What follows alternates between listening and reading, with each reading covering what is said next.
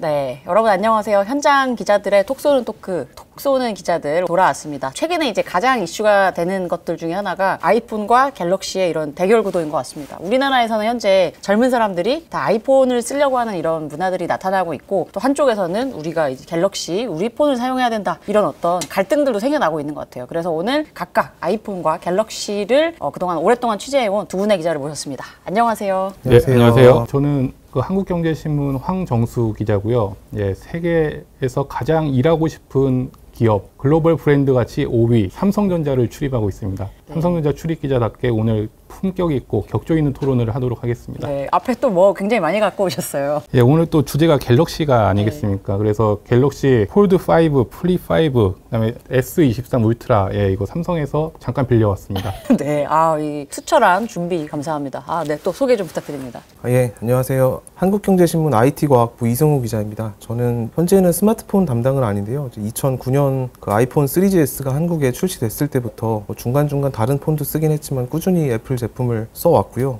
그러다 보니까 오늘 그 애플 제품을 대변해 줄 수 있는 기자로 좀 출연해 달라고 해서 이 자리에 나오게 됐습니다. 네, 또 예전에 취재도 많이 하시고 관련해가지고 칼럼 같은 것들도 또 많이 썼던 것들을 잘 기억을 하고 있고요. 다만 안타깝게도 이 팀쿡이 협찬을 안 해줘가지고 이 기존에 쓰시고 계시는 아이폰 13 모델 오늘 가지고 오신 것 같아요. 그렇죠. 애플은 원래 좀 협찬이나 이런 때 좀 박한 회사거든요. 네. 또 아마 안 빌려줬을 겁니다. 빌려달라고.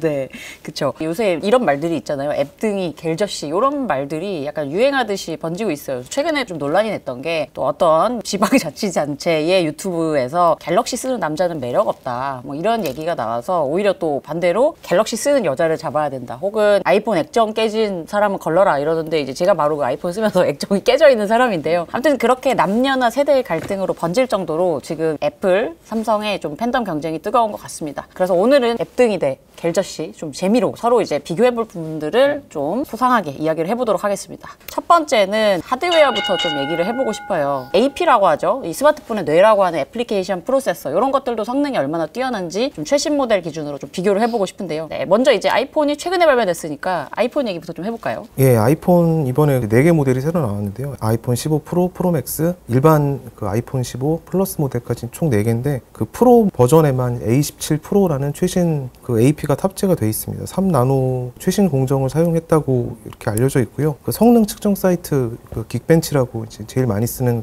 거기 기준으로는 싱글 코어가 2,900점 정도, 멀티 코어가 한 7,200점 정도니까 전작인 A16 바이오닉하고 비교하면 한 30에서 50% 정도 그렇게 올랐다고 수치상으로는 그렇게 나와 있고요. 물론 이제 발열 문제라든가 좀 최근에 그 이슈가 되긴 했었는데 일단은 소프트웨어 업데이트로 어느 정도 좀 해결이 됐다고 하는 분위기인 것 같습니다. 좀 궁금한 게, 우리 이승우 기자님 아이폰 쓰면 안 뜨겁나요? 이제 아이폰은? 물론 이제 뭐 게임이라든지 이런 그 좀 고성능 이제 프로그램을 돌리면 좀 뜨거워지긴 하는데요. 갤럭시 쓸 때도 사실 좀 비슷하더라고요. 네, 팽팽합니다. 발열은 사실 좀 피할 수가 없는 것 같습니다. 근데 발열이 사실 이제 전작에서는 크게 그렇게 이슈가 되진 않았었는데, 이번에 15가 새로 산 분들이 유독 이야기를 많이 하시더라고요. 그래서 좀 이게 약간 뽑기다라는 얘기 나올 정도로 어떤 모델들은 잘못 걸리면은 진짜 손난로처럼 이제 뜨거워지는 경우가 있어서 최근에 좀 이슈가 됐었던 것 같아요. 그래서 초기 판매량에도 약간 지장을 주고 있다, 이런 이야기들도 있긴 합니다. 애플 얘기를 조금 더 이어가면은 그 아이폰 15 관련해서 우리 이승우 기자님이 말씀하셨다시피 처음에 출시했을 때 그 엄청난 발열은 좀 해결된 건 맞는 것 같습니다. iOS 뭐 업데이트를 해서 그렇게 했다고 하는데, 이제 최근에 이제 그 애플에서 기자들을 불러가지고 한번 아이폰 신제품을 한번 써보라고 했었어요. 그래서 많은 기자들이 가서 이제 써보고 후기들을 썼는데 아직까지 발열이 느껴진다. 물론 우리 이 기자님이 말씀하신 것처럼 뭐 어쩔 수 없는 상황이긴 하지만, 특히 그 반도체 AP가 있는 그 메인 기판 부분이 좀 빨리 뜨거워지는 것 같다, 이런 얘기가 좀 나오는 거 보니까 아직까지 좀 해결이 좀 완벽하게 된 건 아니지 않나, 좀 이런 생각을 해봅니다. 그리고 또 우리 애플 뭐 정말 좋은 반도체 기업입니다. 더 이상 그 휴대폰만 만드는 그런 기업이 아니라 애플이 혁신의 포인트로 이제 자기네들 아까 말씀하셨던 그 뭐 AP, 한번 A17 프로, A16 나왔을 때 A16 바이오닉을 자기네들 아이폰의 혁신 포인트로 꼽을 만큼, 특히 AP 경쟁력은 뭐 지금까지는 괜찮았던 것 같아요. 근데 지금 요번 모델에서 약간의 위기가 온 게 아닌가. 저는 이제 AP 뭐 TSMC의 3나노 공정에서 만든 뭐 애플의 A17 프로 AP인데 완벽하다면 이렇게 발열 이슈가 나올 이유가 없거든요. 약간 좀 요번에는 너무 좀 급하게 이렇게 검증되지 않은 TSMC 3나노 공정에서 그 칩을 이렇게 설계를 해서 만들다 보니까 약간의 좀 문제가 생긴 게 아닌가. 이거는 저의 내피셜은 아니고 이 반도체 업계에서 이런 얘기가 나오고 있습니다. 일단 이렇게 좀 말씀을 드리고 싶고, 솔직히 말씀드려서 뭐 AP 삼성이 예전에 엑시노스랑 퀄컴의 스냅드래곤이랑 병행해서 썼었습니다. 엑시노스는 삼성 그 시스템 LSI 사업부가 설계를 해서 삼성 파운드리에서 만든 칩이고, 퀄컴 스냅드래곤은 뭐 한때는 삼성 파운드리도 이용하기도 했지만 제가 들고 있는 S23 울트라에 들어가는 AP 퀄컴 스냅드래곤 8 2세대 칩은 TSMC 공정에서 만든 칩이거든요. 물론 삼성의 그 갤럭시 AP 관련해서 몇 년 전에 문제가 막 불거졌던 거는 맞습니다. 예, 그거는 인정을 하는 바고. 하지만 이제 최근에 나오는 폰, 이 앞에 놓여 있는 폰들은 퀄컴의 그 최신 칩을 쓰기 때문에, 물론 그 아까 말씀하신 그런 벤치나 이런 데서 이제 평가 점수는 그 애플 폰보다 낮은 건 사실입니다. 하지만 저는 또 그런 게 있는 것 같아요. 애플은 애플만의 그 AP를 정말 수년간 개발을 해서 내놓잖아요. 네. 근데 퀄컴이나 삼성이 만드는 칩들은 최근에 조금 달라지긴 했지만 범용 칩입니다. 그 중에 프리미엄 칩을 갖다 쓰는 거고, 요즘에는 이제 이 삼성도 약간 그 애플에 대항하기 위해서 뭐 퀄컴 스냅드래곤도 약간 갤럭시에 특화됐다. 엑시노스도 지금 엑시노스 2400이라고 지금 삼성이 개발을 하고 있는데, 이것도 이제 갤럭시에 좀 특화된 이런 칩을 좀 내놓고 있거든요. 그래서 많이 좀 개선하려고 노력하고 있다. 뭐 제가 뭐 삼성의 스마트폰에 들어가는 AP가 애플보다 낫다고 얘기하는 건 아니고, 하여간 많이 좀 따라가려고 노력을 하고 있다. 이렇게 좀 말씀을 드리고 싶어요. 네. 그리고 이번에 또 티타늄 바디, 요게 사실 조금 업그레이드된 부분이다라고 이야기가 좀 나왔어요. 저는 사실 지금 아이폰 프로 그 티타늄 바디 모델을 잡아보진 않았는데, 뭐 얼마나 이게 혁신이 됐다고 봐야 되나요? 혁신보다는 이제 소재가 완전히 달라진 건데, 저도 아직 그 15를 쓰고 있진 않지만 그 매장에 가서 들어본 결과 제가 지금 13 프로 맥스를 쓰고 있는데 이게 정말 무겁거든요. 네. 한 220g 정도니까 거의 케이스까지 합치면은 이제 한 벽돌 수준의 무게인데, 많이 무겁네요. 예, 요거하고 비교를 하면은 좀 눈에 띄게 가벼워졌다는 느낌을 듭니다. 이거 한번 들어보시죠. 이게 S23 울트라인데요. 가볍긴 하네요. 아니, 요건 생폰이고 요거는 그러네요. 이게 또 메탈이 있어가지고 요거는 이제 네. 근데 티타늄 케이스가 어디에 들어간 이 겉에를 말씀하는 거죠, 이렇게? 예, 요 그 주변부를 다 티타늄으로 해서 그렇죠. 스테인리스 스틸 대신에 티타늄을 써서 20g 이상 정도 가벼워진 그렇죠. 걸로 무게가 많이 가벼워졌죠. 그다음에 또 디자인적인 측면에서도 좀 나아진 게 있나요? 그 애플에서는 그런 쪽으로 많이 얘기를 또 좀 하는 것 같던데. 저 케이스 씌우면은 뭐 전작이랑 맞아요. 예. 아이폰은 또 깨지는 것 때문에 결국에 케이스를 씌워야 되기 때문에 컬러를 항상 선택은 하는데 별 의미는 없더라고요. 저도 이 되게 고민 많이 해서 화이트 컬러를 샀었는데 한 번도 본 적은 없어요. 저도 지금 케이스를 씌워놔가지고 제게 무슨 색이었는지 까먹었습니다. 근데 이제 아이폰을 선택하시는 분들, 애플을 선택하는 이유 중에 하나가 카메라 이야기를 많이 합니다. 근데 이 스펙이나 뭐 화소 이런 부분에서는 갤럭시 카메라가 전혀 떨어질 게 없다. 이런 분석들은 예전부터 많이 나왔는데, 여전히 애플 쓰는 사람들은 뭐 카메라는 이 애플의 감성을 따라갈 수 없다. 그래서 아이폰을 산다라는 이야기를 합니다. 왜 이런 이야기들이 나오는 걸까요? 사실 카메라 쪽은 그 어느 정도는 이제 개인의 취향이라는 게 좀 반영이 되긴 할 텐데, 여기 아마 보시면은 여기는 이제 렌즈가 3개가 달려 있고, 저 갤럭시 23은 더 많이 달려 있죠. 5개가 있나요? 네. 이렇게 보면 5개가 달려 있습니다. 이렇게. 하드웨어적인 측면에서는 사실 갤럭시가 분명히 뛰어난 건 맞는데요. 그리고 사진 결과물에 있어서도 누가 더 낫다기보다는 좀 다른 결과물을 보여주는 것 같아요. 갤럭시의 사진은 대체적으로 좀 더 편집이 된 상태로 어느 정도 완성된 느낌, 더 이상 이제 손 댈 거 없이 어느 정도 이제 보정을 다 해서 나온다는 느낌이라면은, 아이폰 사진은 그거보다는 좀 더 원본에 가까운 느낌이라는 전 그 생각을 하거든요. 이게 누가 더 이제 우열이라기보다는 좀 개인적 취향의 차이가 아닐까 싶은데, 국내 이용자분들이 아이폰의 사진을 조금 더 선호하는 것이 아닐까라고 생각을 합니다. 맞아요. 그래서 이게 또 기분 탓일 수도 있어요. 색감이라든가 또 이렇게 아웃포커싱이라고 하죠. 좀 이렇게 특정 피사체를 찍었을 때 조금 더 피사체가 선명하게 나오는 뭐 그런 느낌이 이제 저는 유저로서 받은 느낌인데, 좀 어떻습니까? 저는 좀 드는 생각이 약간 합리적인 의심이라고 저는 생각을 하는데, 좀 아이폰의 그 카메라 화질이 안 좋아서 그런 거 아닙니까? 원래 좀 자기 자신 찍을 때 뿌옇게 나와야지 사실 좀 카메라 사진이 마음에 들잖아요. 그건 맞아요. 저는 갤럭시로 가끔 셀카 찍거나 누가 저 찍어줄 때마다 기분이 안 좋거든요. 너무 적나라하게 나와가지고 맞아요. 예, 이런 건 좀 삼성전자에서 좀 약간 좀 감안을 해야 되지 않을까. 그 정도로 사실 삼성전자는 카메라에 대해서는 자부심이 엄청나거든요.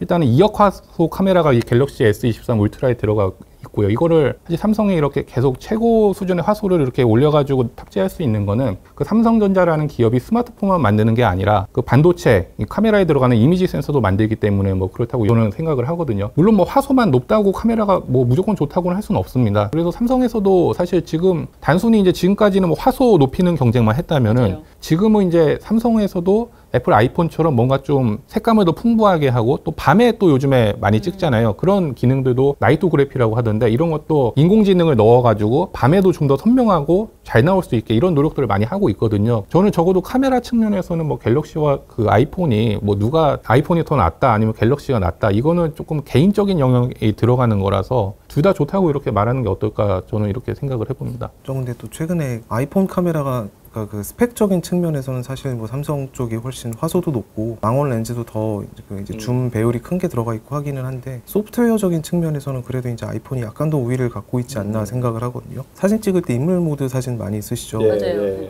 소프트웨어적으로 얘가 그 인물을 인식을 하고 뒤 배경을 이제 흐리게 하는 기능인데 아이폰 12 프로 버전부터 그 시네마틱 모드라고 영상을 맞아요. 찍을 때도 저 잘 쓰고 있습니다. 똑같이 이제 프로 모드 그 인물 모드처럼 배경 흐려지게 하는 모드가 있는데 그게 상당히 자연스러운 결과물이 나옵니다. 그리고 이번에 아마 잘 아실 텐데 그 애플 공식 광고에도 나왔는데 그 뉴진스의 ETA 있지 않습니까? 그것도 역시 아이폰 카메라로 촬영을 했다고 하고요. 그렇죠. 뭐 애플 아이폰 뭐 카메라 성능이 좋은 거는 사실 뭐 많은 사람들이 알고 있으니까 저도 뭐 인정을 하는데 저는 갤럭시가 항상 너무 저평가되는 게 아닌가 이런 생각이 좀 항상 들거든요. 예를 들어서 갤럭시 갖고도 그 영화도 찍고 이거를 삼성에서 극장에 올리기도 합니다. 물론 이게 정식으로 그 상업 영화는 아니지만 그 정도로 이제 갤럭시 폰의 그 카메라 성능도 뭐 인정을 받고 있는 거고 그래서 저는 약간 이런 게 좀 마케팅의 실패가 아닌 실패라고 표현하기는 그렇지만 애플보다 좀 못한다 마케팅을 조금 약했다 이런 부분에서 이런 생각이 좀 듭니다. 물론 그런 소프트웨어적인 측면 그게 저는 디테일적인 거라고 하는데 이런 거에서는 조금 지금까지 약간 부족한 부분이 있지 않았나 싶은데 이거를 또 개선하려고 많이 노력을 하고 있습니다. 근데 저도 이제 유저로서 그 써보면은 약간 그런 어떤 사소한 디테일인데 뭐 예를 들면 뭐 라이브 포토가 있으면은 부메랑이라던가 이런 기능도 좀 많이 쓰시는데 그런 것도 그렇고 요새는 또 이제 아이폰으로 찍은 사진은 이렇게 클릭을 하면은 인물만 이렇게 눕기라고 하죠. 눕기가 따져가지고 이제 SNS에 올린다거나 서로 공유하던가 이래서 이게 갤럭시에서는 제가 안 되는 걸로 알고 있거든요.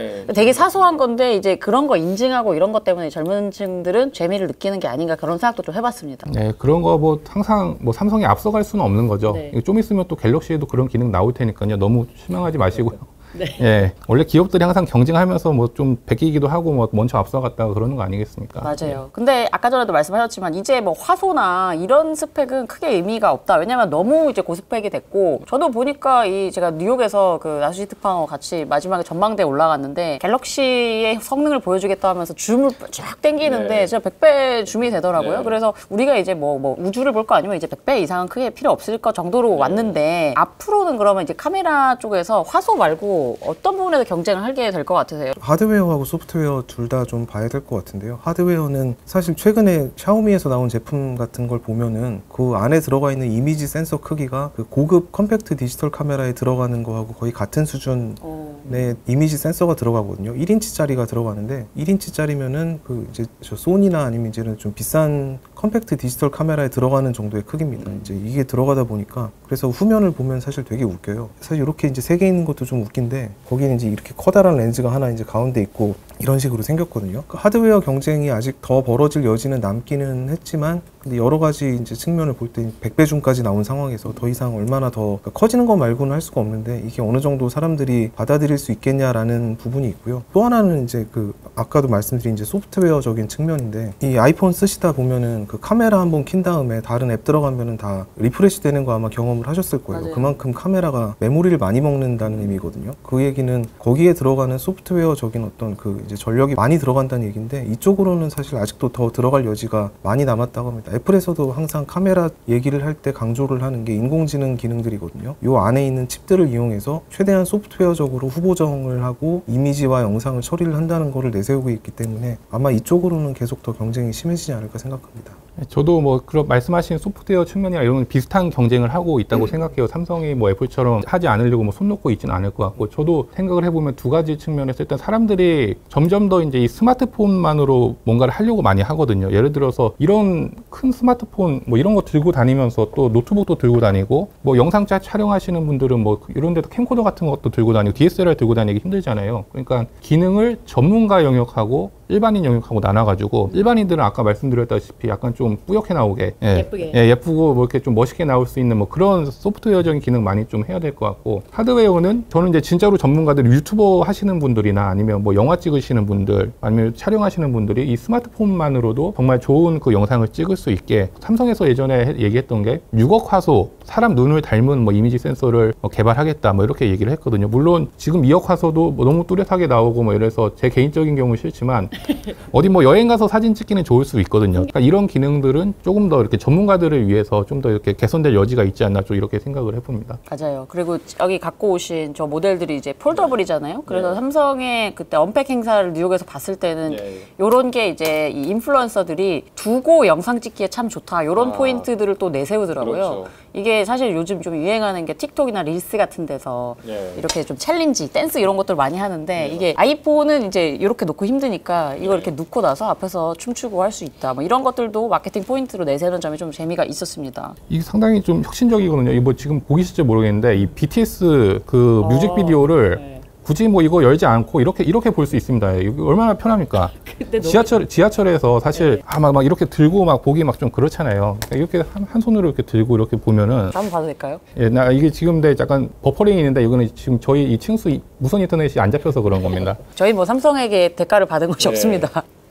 좀 예쁘긴 하네요. 어떠세요? 한번 만져보긴 하셨죠, 우리 정 그때 기자님도. 저도 언팩에서 이것저것 만져보고 하긴 했었어요. 근데 확실히 좀 이렇게 갖고 다니는 휴대성이나 뭐 이런 것들 측면은 좋은 것 같더라고요. 그리고 사진도 그냥 이 상태에서 이렇게 찍을 수 있고. 한번 찍어보시죠, 한번. 근데 역시 사실적이긴 하네요.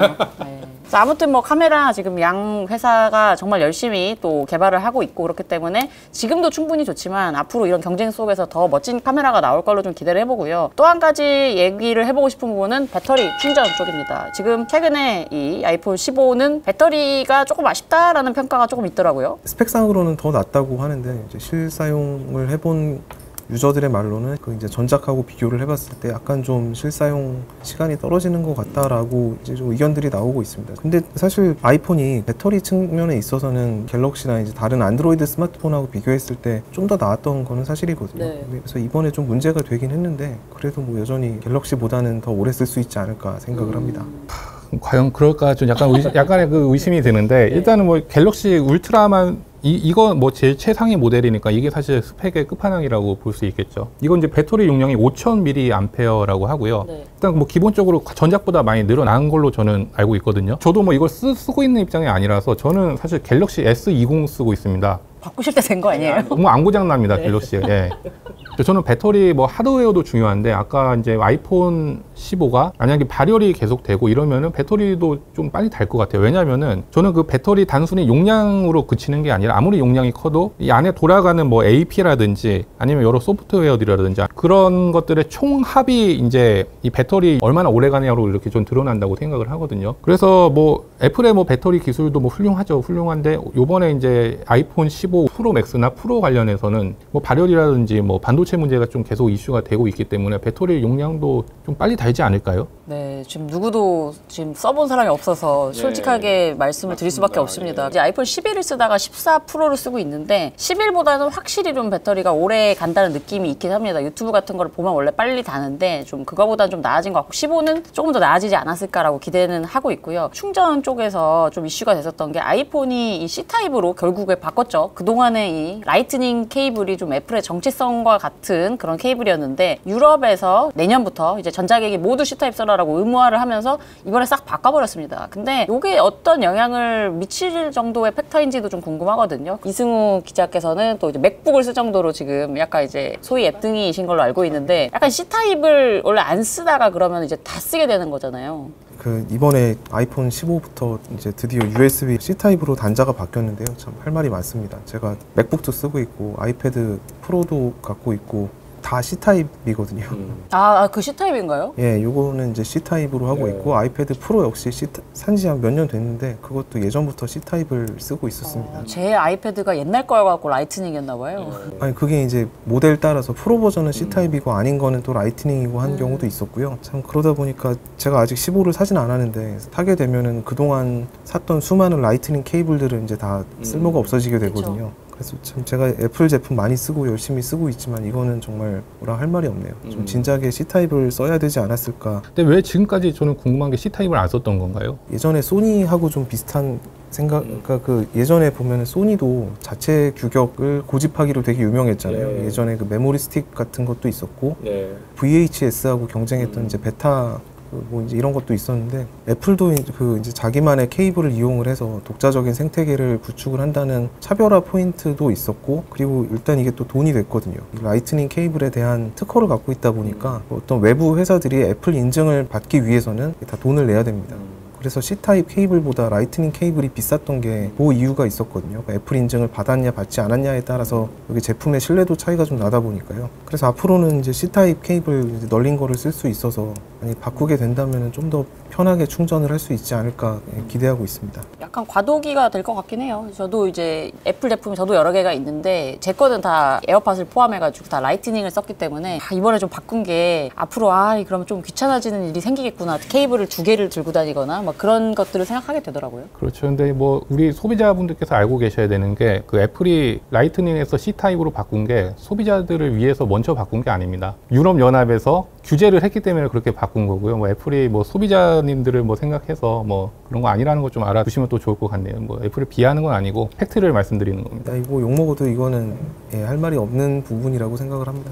사실 저도 이제 비하는 아니라고 생각하는 게 애플은 뭔가 이제 소비자들한테 우리가 이렇게 하니까 따라와 약간 이런 측면도 없지는 않은 것 같아요. 그리고 소비자들이 그걸 따라갑니다. 좀 재밌는 결과를 봤는데 한국 갤럽이 최근에 이제 발표한 게 2023년 스마트폰 사용률 브랜드 조사 요걸 했습니다. 국내 기준인데요. 아이폰 사용자가 23%고요. 그리고 갤럭시가 여전히 69%로 한 3대7 정도 비율이 나오더라고요.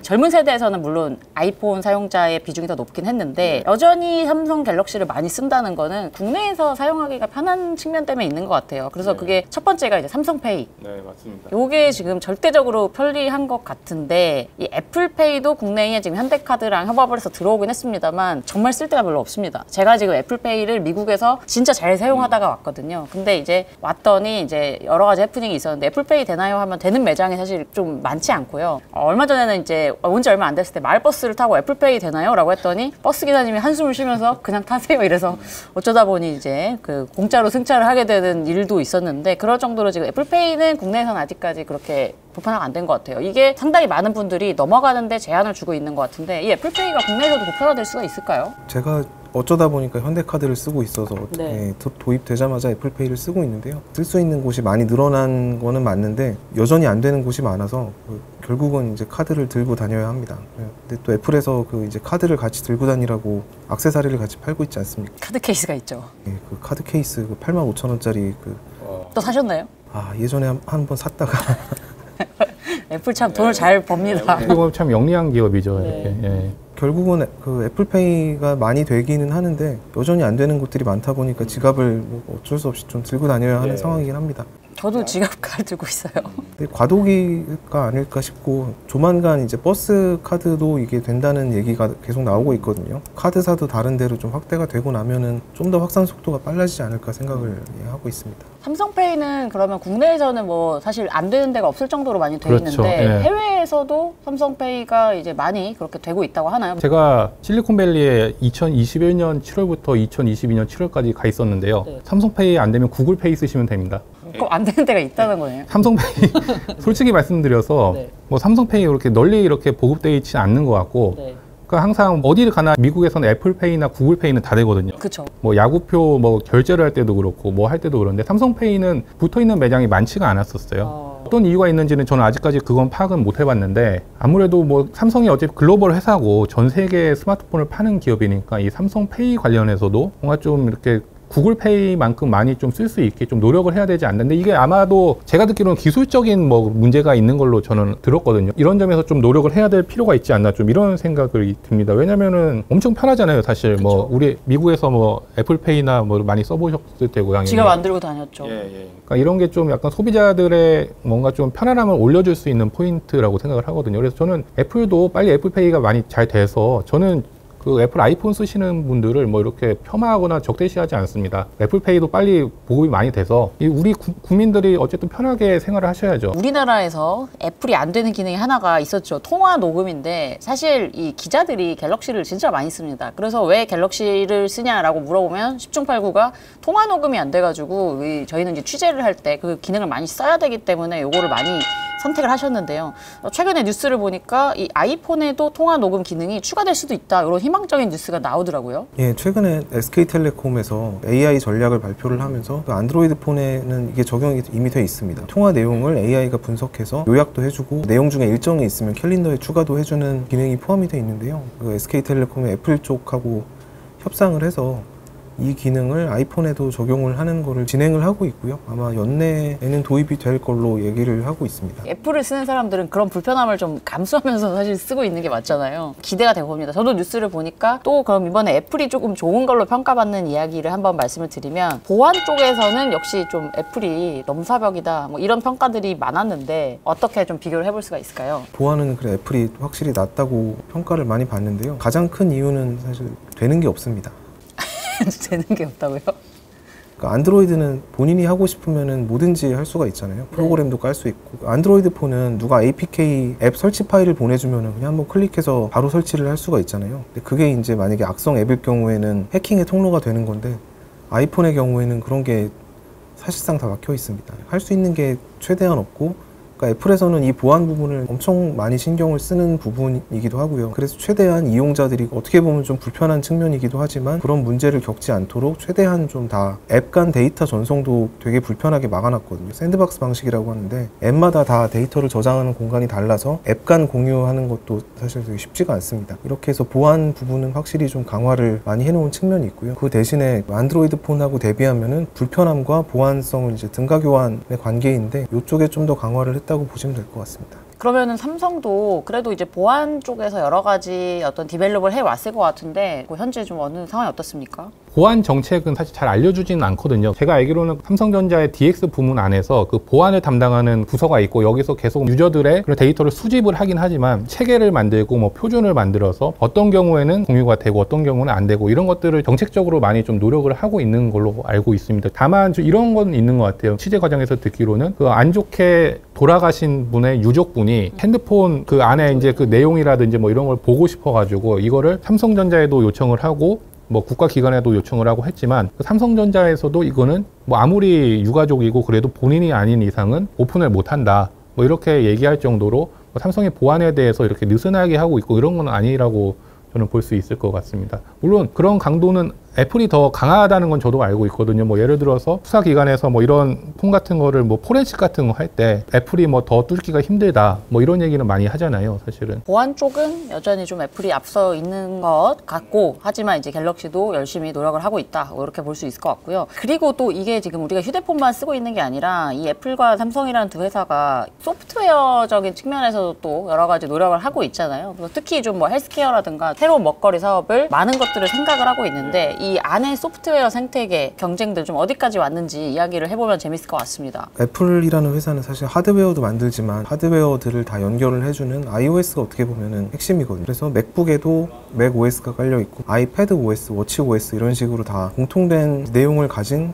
소프트웨어를 다 탑재를 해서 이 기기 간 호환이 잘 된다는 게 어떻게 보면 가장 큰 장점입니다. 지금 많은 기기들을 또 이렇게 쓰고 계시니까 그래서 좀 이렇게 써보시면서 호환이 돼서 가장 좀 편리하게 쓰는 서비스가 있나요? 그러니까 제 개인적으로는 사실 그 아이폰을 쓰기도 하지만 메인으로 쓰는 기기는 이제 맥북이거든요. 일할 때 이제 계속 쓰는 기기다 보니까 그러니까 전화해서 문자나 메일이나 이제 이런 것들이 다 네트워크를 타고 수신이 되는데 이게 동일하게 다 컴퓨터 환경에서도 확인을 할 수가 있고 여기서 문자를 보낸다든지 하는 게 이제 모두 가능합니다. 문자를 확인해서 다시 이 휴대폰으로 보낼 필요가 없거든요. 그런 부분은 훨씬 더 편하죠. 같이 쓰게 되면.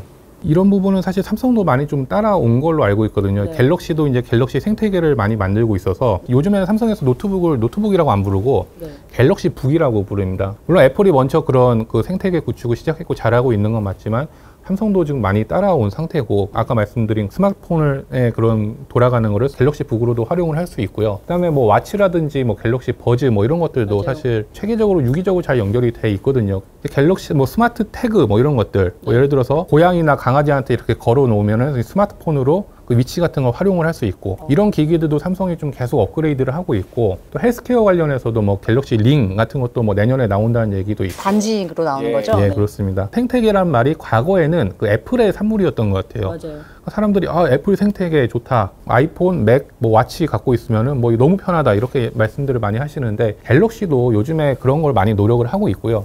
특히 또 장점이 뭐냐면은 스마트 싱스라고 꼭 이런 IT 기기뿐만 아니라 집에 가전 제품들 있잖아요. 뭐 세탁기, 로봇 청소기, TV 뭐 이런 것들을 이 스마트폰의 스마트 싱스 앱으로 컨트롤할 수 있습니다. 예를 들어서 저희 집에 지금 이 동그란 그 로봇 청소기가 지금 안방에 이렇게 지금 충전기에 대기를 하고 있는데 삼성 건가요? 예, 삼성 겁니다. 예, 스마트폰으로 조작을 하면 자기가 이렇게 돌려놓습니다.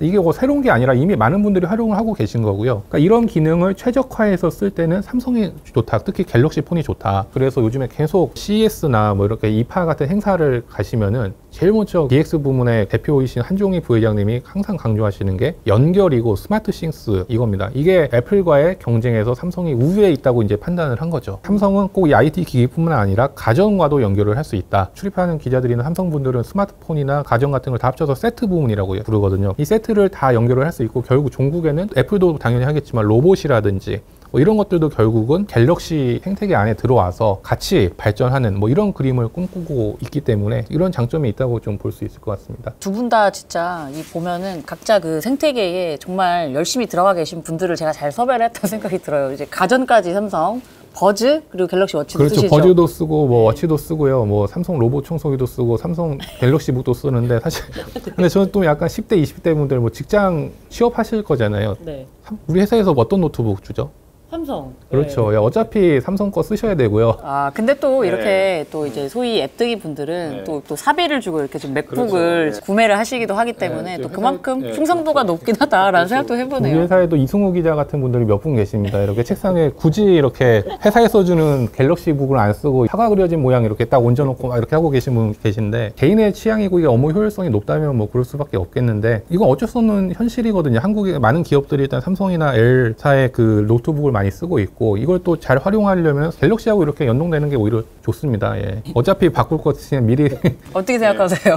예전에 스마트폰 담당할 때 삼성전자에서 그 연결성 강조를 하면서 갤럭시 폰의 가장 큰 한계는 OS를 직접 만들지 않는다는 부분이잖아요. 구글의 안드로이드를 쓰고 있다 보니까 이런저런 시도를 하고 싶어도 OS 때문에 좀 안 되는 것들이 있는데 그런 것 때문에 사실 되게 확장을 많이 하고 있더라고요. 마이크로소프트하고 같이 협업을 해서 윈도우폰에서 그 이제 맥북에서 되는 것처럼 문자를 수신을 해서 여기서 보낸다던가 하는 기능들도 또 추가가 되고 있고요. 여전히 근데 좀 한계가 있긴 하지만 생태계 확장을 위해서 행보를 하고 있는 거는 바람직하다고 봅니다. 저도 이승우 기자가 잘 캐치를 해주셨는데 저는 삼성이 애플하고의 그 OS나 소프트웨어 경쟁에서 모래주머니 같은 걸 차고 뛰고 있다고 생각해요. 왜냐면은 이 OS를 자기네들이 직접 만드는 게 아니라 구글 거를 안드로이드를 쓰고 있기 때문에 물론 제가 알기로는 삼성도 뭐 예전에 자체 OS 뭐 타이젠 같은 거 해가지고 했지만 사실 냉정하게 말씀드려서는 실패를 했죠. 물론 TV에 타이젠 OS가 들어가 있긴 하지만 스마트폰에서는 뭐 사실상 뭐 실패한 것이고요. 그나마 좀 다행인 거는 삼성의 MX 사업부, 그러니까 스마트폰 담당하시는 분들도 구글하고 이제 협업을 점점 더 이렇게 또 긴밀하게 하면서 갤럭시 특화된 앱을 그렇게 개발할 수 있는 환경이라든지 아니면 폴더블에 최적화된 그런 OS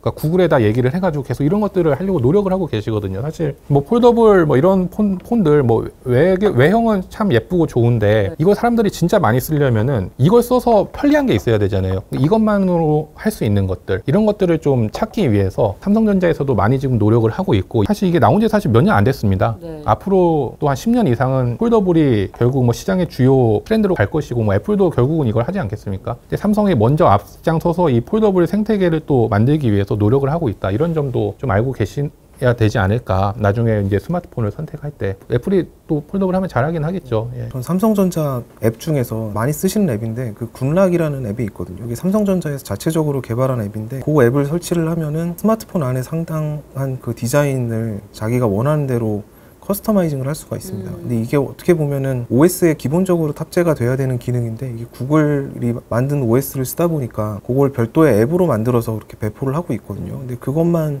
쓰더라도 사실 그 UI, UX 측면에서 훨씬 더 나은 경험을 할 수가 있습니다. 그리고 이번에 구글에서 폴더블 폰도 내놨잖아요. 폼팩터에 대한 UI나 UX도 어느 정도 좀 더 개선이 되지 않을까 기대를 하고 있습니다. 아이폰과 갤럭시의 매력, 경쟁력 이 이야기를 마지막으로 좀 해보고 싶은데요. 인터넷에서만 보면 갤럭시는 기성세대의 어떤 전유물, 그리고 아이폰은 좀 허영과 사치의 상징, 좀 이런 식으로 이제 서로 좀 낙인을 찍으면서 또 논쟁들이 좀 계속 이어지고 있어요. 근데 그 이유가 이 젊은 층이 아이폰을 너무 선호하고 갤럭시를 쓰면 뭐 왕따라든가 뭐 이런 말까지 나올 정도로 돼 있는데 왜 젊은 층은 아이폰을 훨씬 선호할까요?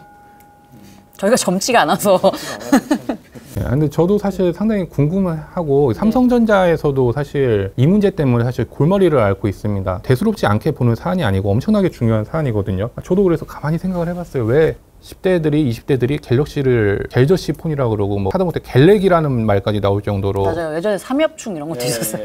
그러니까 저는 이런 게 아닐까 싶어요. 기성세대와는 좀 다르고 싶다. 저희 뭐 지금 다 나이 30, 40대지만 어렸을 때 생각해보면은 아버지가 쓰는 것 좀 왠지 막 좀 사춘기 때 싫고 그런 심리에 작용하지 않았을까 이런 생각, 그냥 이건 제 내피셜입니다. 그런 게 있었고, 두 번째는 뭔가 좀 아이폰을 연예인들이 많이 그것도 왜 쓰게 됐는지 저도 잘 모르겠습니다. 이유는 잘 모르겠지만 많이 쓰고 그 또래의 아이콘으로 불리는 사람들이 많이 쓰니까 아, 나도 좀 쓰고 싶다. 뭐 이런 생각이 당연하게 들 것 같아요. 세 번째는 가격적인 측면도 조금 영향이 있는 것 같은데, 우리 부모님들이 사실 어린 아이들한테 핸드폰을 이렇게 사줄 때 처음부터 막 이런 거 막 안 사주시잖아요. 비싼 거 안 사주시고 갤럭시 뭐 A 시리즈라든지 뭐 약간 좀 중저가 폰을 사주실 텐데, 또 뭐 한 학급 안에서 어떤 사람은 갤럭시 A를 쓰고 어떤 아이는 또 부모님이 아이폰을 사주셨는데, 딱 봐도 뭐 가격 차이가 나는 만큼 뭐 좀 여러 가지 기능이나 이런 데서 차이가 있을 거고, 애들 입장에서는 아, 저 비싼 아이폰 쓰고 싶다 좀 이런 생각이 들 것 같아요. 그래서 또 부모님한테 또 계속 사달라고 조르고 또 같이 쓰게 되고, 애플만의 또 그런 기능이 있잖아요. 뭐 에어드랍이라고 하나요? 네, 에어드랍 있죠. 뭐 네. 이런 기능들을 뭐 하면서 또래 집단의 그런 정체성을 아이폰을 통해서 강화하고, 이게 수년간 좀 이어져서 지금 이런 상황이 되지 않았나, 저는 이런 생각을 하는데, 저는 또 아이폰 유저분들한테 또 궁금한 게, 아이폰이 그 정도로 정말 이렇게 쓰면 좀 쿨하다는 느낌? 이런 생각을 받을 수 있을 정도로 이렇게 좋은가요? 일단 좀 예쁜 거는 확실히 좀 있는 것 같고요. 이게 더 예쁘지. 어떻게 저거 이게 케이스를 벗겨놓으면 예쁘긴 합니다. 뒤에 네모나게 이렇게 카메라 덕지덕지 박혀있고 이런 거보다 인덕션이라고 예전에 막 얘기도 했었죠. 디자인만 봐도 이게 훨씬 더 예쁘지 않습니까? 깔끔하긴 한데 뭔가 이제 또 이제 쓰는 사람으로서 말씀드리면은, 그러니까 저도 사실 갤럭시 썼던 적이 있어요. 아이폰 시리즈를 계속 쓰다가 중간에 한번 이제 갤럭시로 넘어간 적이 있었는데, 돌아오게 된 계기가 아까 말씀하셨던 에어드랍을, 제 주변 사람들 다 아이폰 쓰거든요. 그래서 이제 같이 여행을 간다거나 뭐 같이 놀고 나서 사진을 막 단체 사진을 많이 찍어요. 몇십 장씩.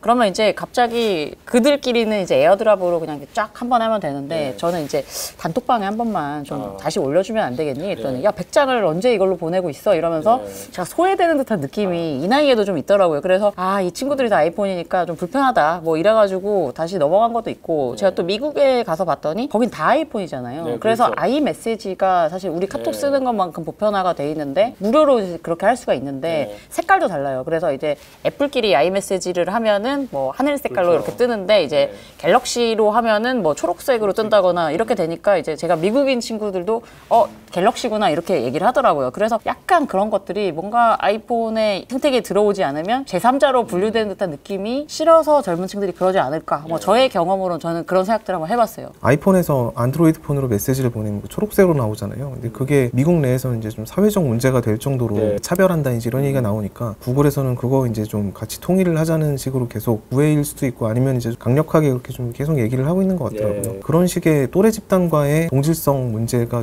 가장 큰 것 같고요. 국내의 경우로 보면은 제가 온라인에서 봤던 얘기 중에 가장 통찰력이 높았던 얘기가 이제 어린 친구들이 처음에 스마트폰을 사용을 할 때 키즈폰이나 아니면 이제 이런 걸 다 처음에 쓰게 되잖아요. 근데 저가폰을 아무래도 이제 쓰게 되는 경우가 일반적이다 보니까 갤럭시라는 그 스마트폰에 대한 처음 이미지가 너무 안 좋다는 거예요.